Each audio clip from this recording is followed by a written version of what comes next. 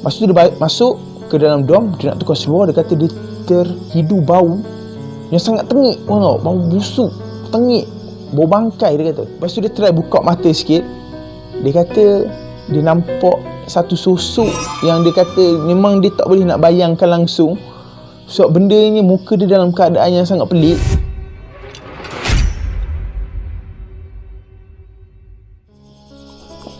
Okay, Assalamualaikum guys, welcome back to my channel. So hari ni aku nak sambung cerita tentang kisah seram asrama part 2. Okay, kepada yang belum tengok part 1 tu, korang boleh buka aku punya page. Jangan lupa like, share and subscribe.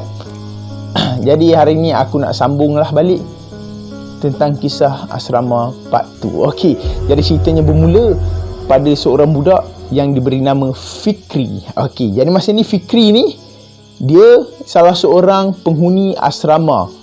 Dia bersama dua orang kawan dia lagi bernama, aku tak ingat, aku bagi je lah Abu dengan Ali. Aku ingat Fikri ni je. Okay, Abu Ali Okay, jadi masa tu macam biasalah akan banyak kisah-kisah cerita hantu seram turun-temurun daripada sini-sini diorang. Okay, Fikri ni bukanlah orang yang jenis percaya ke hantu. Okay, nak dijadikan cerita, dekat asrama dia ada satu blok bangunan yang dah dibiarkan bertahun-tahun. Kiranya memang tak ada orang huni kat blok tu. Sebabnya kiranya macam ditinggalkan tanpa sebab lah. Banyaklah sini cakap ada orang nampak benda lalu lalang lah. Tapi menurut Islam sekalipun, jika sesebuah bangunan ni dah ditinggalkan selama 44 hari kan, ada yang kata 66, akan ada makhluk mistis-mistis ni masuk.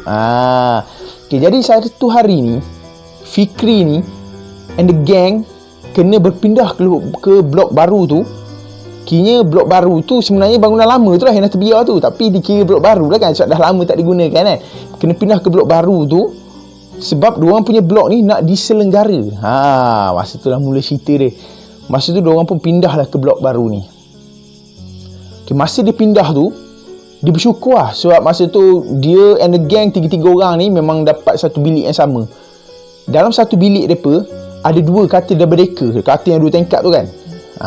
Masa tu Fikri ni dia ambil belah kiri atas, yang seorang ni kawan dia belah kanan atas, seorang lagi belah kiri bawah. 3 orang dalam satu bilik. Dia orang memang 2 orang tiga-tiga tu yang sekepala semua, yang lain tak masuk kepala. Jadi dalam satu bilik tu ada 2 orang 3 je lah.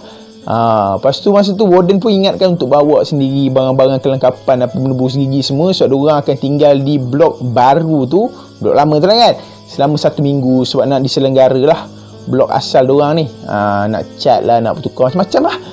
Okey, jadi masa tu pun bila diorang duduk dekat blok baru tu, diorang kata panas dalam bilik diorang tu. Fikri kata dalam cerita ni, Fikri kata bilik dia tu sangat panas sebab kipas rosak.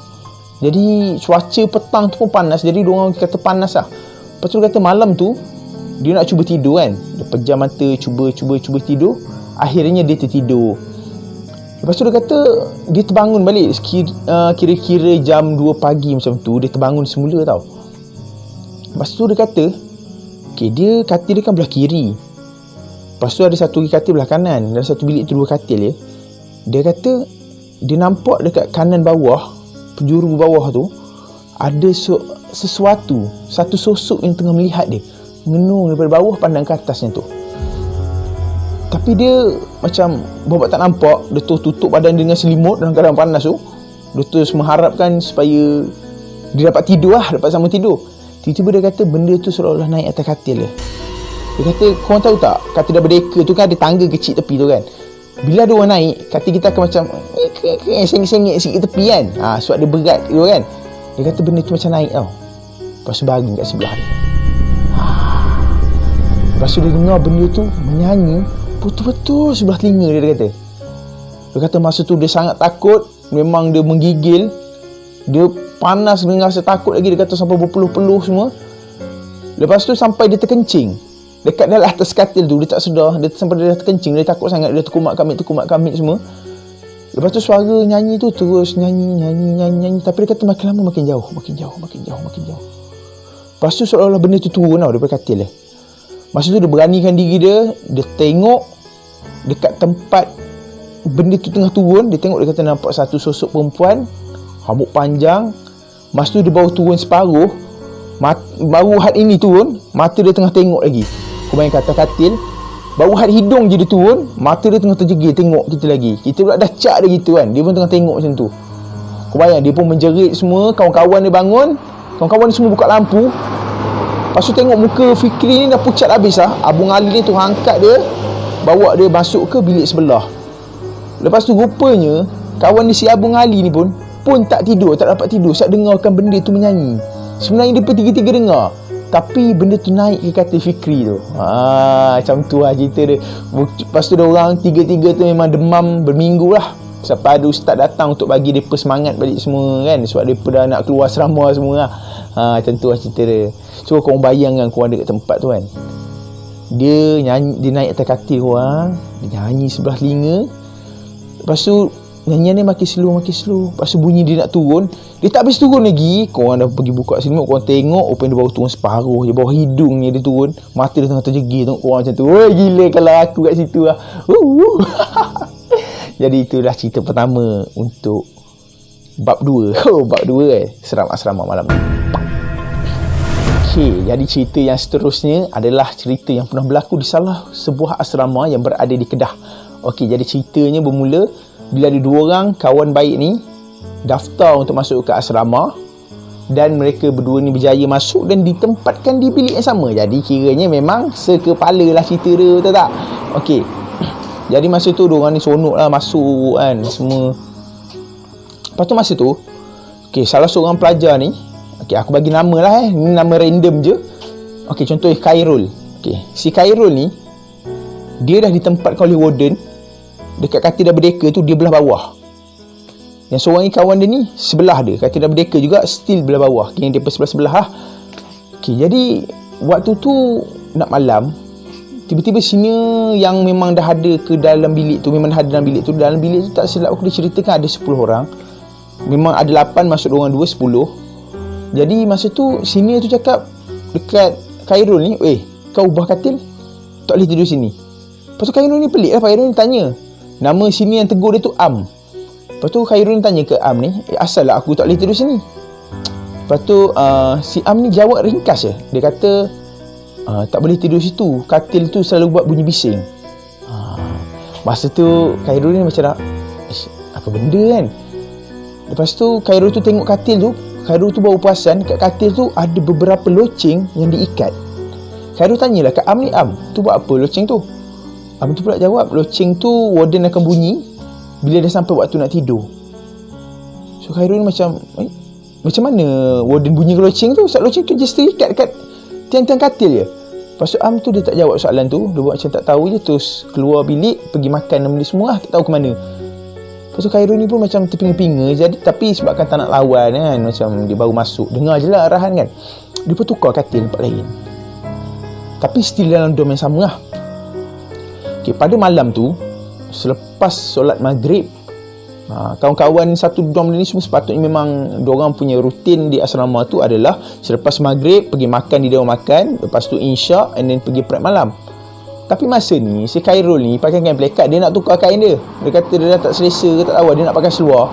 Dia pun pergilah naik dom bilik dia nak tukar seluar je. Lepas tu dia kata masa dia naik tu kan, tiba-tiba dia dengar beberapa budak-budak tengah berlari sepanjang koridor tu. Lari ulang alik. Lepas tu dia pun hairan lah. Dia macam, siapa tu? Jadi masa ni dia positif lagi. Dia fikir itu adalah anak-anak Odin. Macam anak-anak Odin main lari-lari kan. Jadi okey lah. Lepas tu dia masuk ke dalam dom, dia nak tukar seluar. Dia kata dia terhidu bau yang sangat tengik. Bau busuk, tengik, bau bangkai dia kata. Lepas tu dia kata dia nampak budak-budak tu tengah mengendap dia gitu. Dia sengitkan kepala dia dalam 180 darjah, tak ada 90 darjah. Kira nampak mata je sengit macam tu, ngendap dia dekat pintu. Kau bayang dia dalam dom, benda tu ada kat pintu keluar, ngendap macam tu. Bila dia tengok, benda tu tarik balik kepala dia ke dalam. Kira benda tu mengintai dia daripada luar pintu, sengit kepala gitu. Kau bayang kan. Lepas tu masa tu dia kata dia terus memang terus lari keluar.